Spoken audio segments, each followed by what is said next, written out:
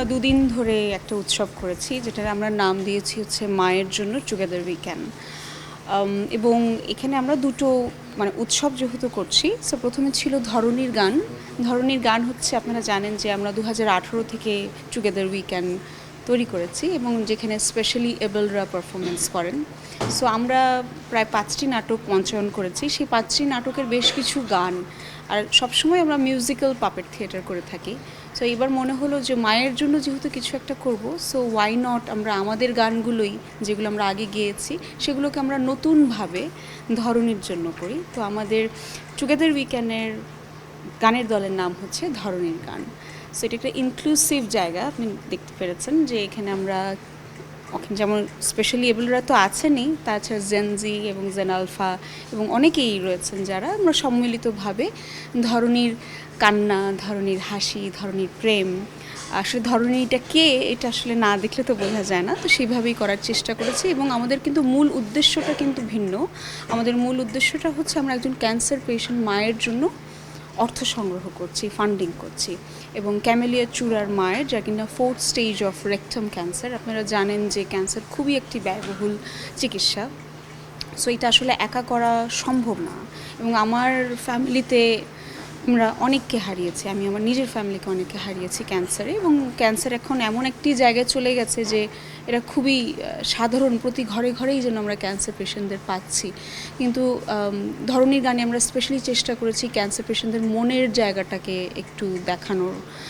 আর সজন বাদিয়ার ঘাট তো আছেই, যেখানে ক্যামেলিয়া চূড়া নিজেই পারফরমেন্স করছে, যার মায়ের ক্যান্সার, এবং এখানে অর্ক স্যার ওটার ডিরেকশন দিয়েছে। সো আমরা চেষ্টা করেছি যে সকলে মিলে আমরা যারা থিয়েটার করি, আমি অন্তত দাবি করি যে আমরা যারা সংস্কৃতি কর্মী, তারা চেষ্টা করছি যাতে এই বার্তাটাই হোক, যেটা টুগেদার উই ক্যান 18 সাল থেকে করে আসছে, যে সহমর্মিতা এবং বন্ধুকে একা ছেড়ে না দেওয়া, বন্ধুর পাশে যে যতটুকু আছে অতটুকু নিয়ে দাঁড়ানো।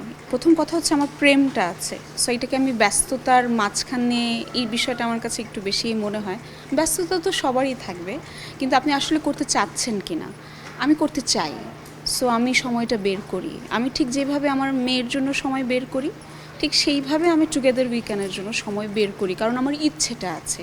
আমি অনেক কাজকে, যে কাজগুলো হয়তো বা অনেক অর্থ এনে দেয়, কিন্তু আত্মার শান্তিটা হয়তো বা নাই, আমি একটু আত্মার শান্তির খোঁজটা একটু বেশি করি। সেই কারণেই হয়তো বা আমার কখনো মনে হয় না যে আমার ব্যস্ততা থেকে আমি আসলে ওদের সাথে কাজ করতে পেরে নিজেকে ঋদ্ধ মনে করি। জীবনটাকে আমি এত সুন্দরভাবে দেখতে শিখেছি বিকজ আমি যাদের সাথে কাজ করি তারা জীবনটাকে অনেক সুন্দর এবং সরলভাবে দেখে। সো আমি ওদের কাছে প্রতিনিয়ত শিখি, এবং সে কারণে আমার প্রোডাকশানগুলোতে সেগুলোর প্রভাব দেখা যায়। যেমন ধরনীর গান বলেন, এর আগেরগুলো প্রত্যেকটাতেই ধরেন, যেমন লেখালেখির কাজটা ছিল, নির্দেশনার কাজটা ছিল, অভিনয়ের কাজটা ছিল, ট্রেনিং দেওয়ার কাজটা ছিল, পুরো কাজটা কিন্তু সম্ভব বিকজ আমার পারফর্মাররা আমাকে সেই সাপোর্টটা দেয়।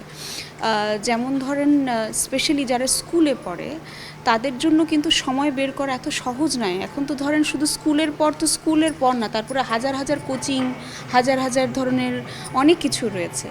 সেটার থেকেও যে তাদের অভিভাবকরা আমাদেরকে সময় বের করে দিয়েছেন এবং আমার উপর বিশ্বাস রেখেছেন, অ্যান্ড স্পেশালি এবলদের কথা আমি কি বলবো, যেইভাবে তারা আমাদেরকে সহযোগিতা করেছে, ওনাদের বাবা মারা হয়তো বা চিন্তা করছে যে আমাদের বাচ্চারা হয়তো বা খুবই টায়ার্ড হয়ে যাচ্ছে, বাট আমি তো জানি টায়ার্ডনেসটা হচ্ছে না, কারণ তারা সংস্কৃতির সাথে আছে।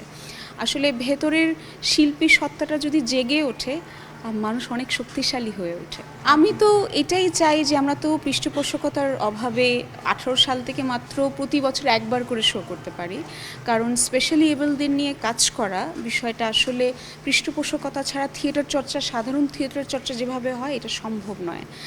আমরা টেনে টুনে বন্ধু বান্ধবরা মিলে কোনোভাবে চেষ্টা করছি। যেমন ধরেন এটাতে আমাদেরকে রেনাটা যেভাবেই হোক চেষ্টা করেছেন আমাদের কিছু হলেও সাপোর্ট দিতে, কিন্তু যে ধরনের প্রোডাকশনের আমাদের ব্যাপ্তি, সেটাতে আসলে এটা কিছুই নয়।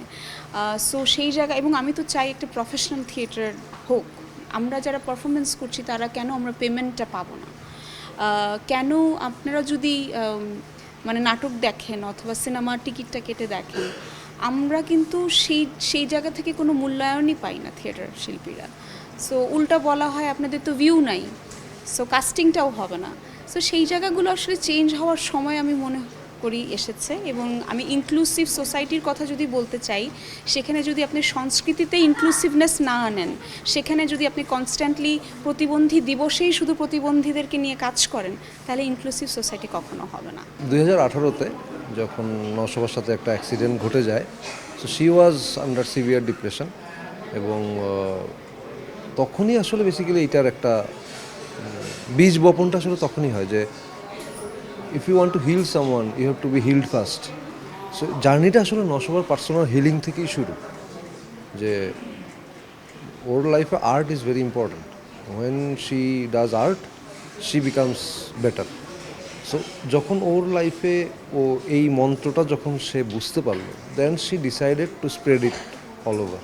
সো ওই জায়গা থেকেই আসলে টুগেদার উইকেন্ডের যাত্রা শুরু, এবং ওর এই ভাবনার সাথে আমি এবং আমাদের সমমনা আরও কয়েকজন একাত্মতা ঘোষণা করেই আমরা টুগেদার উইকেন্ডের যাত্রাটা শুরু করি, যে if she can be healed through art, why can't others.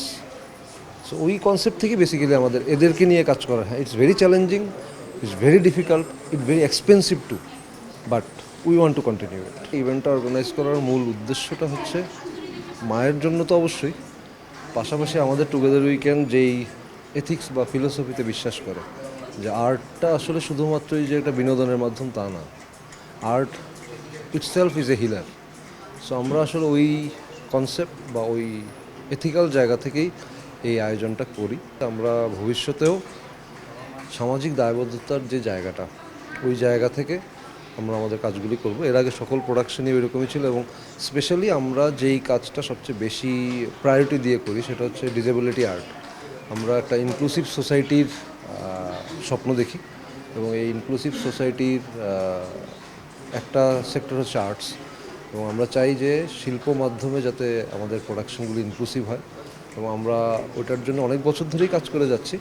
এবং এটার যেই আউটপুট, এক একটা পার্সনস উইথ ডিসেবিলিটিস যারা আছেন, যখন তারা এই শিল্প চর্চায় যুক্ত হন এবং যেই প্রসেসটা, এই প্রসেস দিয়ে যখন যান, আমরা নিজের চোখে দেখেছি আসলে যে what change it makes in their own lifestyle বা জীবন সম্পর্কে। তো বিভিন্ন মানুষের বিভিন্ন ধারণা থাকে, সো এই পিছিয়ে পড়া মানুষগুলির এক ধরনের একটা নেগেটিভ অ্যাপ্রোচ টুয়ার্ডস লাইফ আমরা দেখি। বিং এ ডক্টর, আমি এই মেন্টাল হেলথের এই জায়গাটা আমার কাছে খুবই ইম্পর্ট্যান্ট।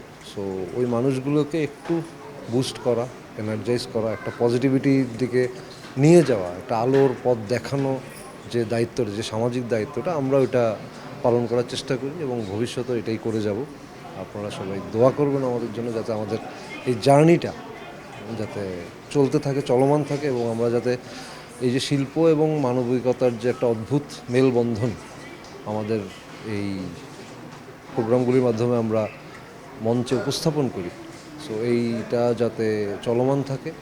এই যাত্রায় আমরা আসলে অনেককেই সহযাত্রী হিসেবে চাই, আমাদের সহযাত্রীর প্রয়োজন।